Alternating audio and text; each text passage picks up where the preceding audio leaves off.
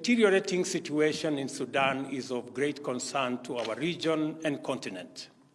In the last 5 days, fighting has led to the loss of hundreds of lives, massive destruction of property, and displacement of civilians.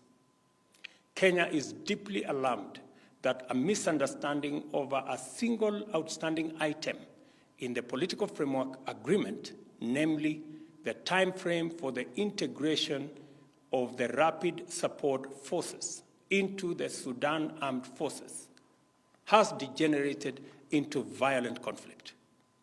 As a result, the parties to the framework agreement have been engaged in military confrontation.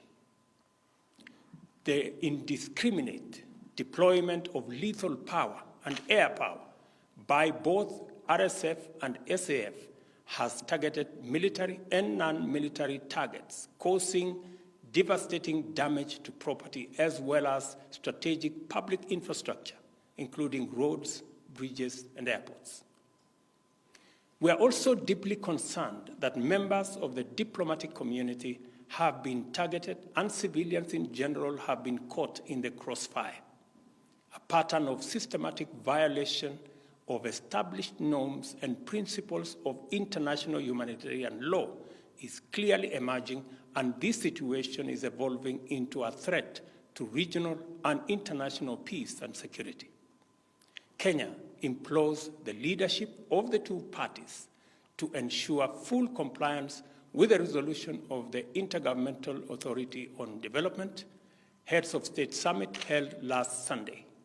This includes an immediate cessation of hostilities, allowing unrestricted humanitarian access, and extending full cooperation to the IGAD Heads of State mission when it visits Khartoum.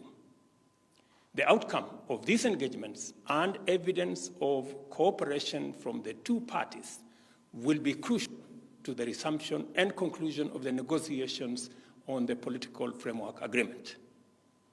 In urging this course of action, Kenya notes that disregard for the resolutions, coupled with the evidence of lack of commitment to ending the conflict, strongly indicates that attacks on diplomatic installations and personnel, as well as targeting of hospitals, hotels, and other vital public and social spaces, are deliberate, systematic, and tantamount to atrocities against humanity.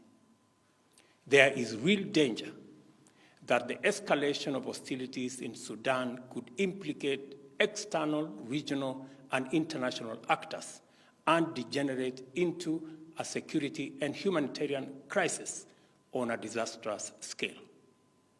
It is therefore critical for an international coalition of all the actors that have been involved in supporting the restoration of civilian rule in Sudan to act with urgency. The United Nations, Africa Union, IGAD, and all the other stakeholders for the Sudan must lead a process that extends beyond mere cessation of hostilities towards the restoration of sustainable peace, security, and stability. It is time to silence the guns in our region and continent so that we can focus on the urgent work of enabling our people to pursue opportunities and actualize their aspirations in peace and tranquility. Time is of the essence.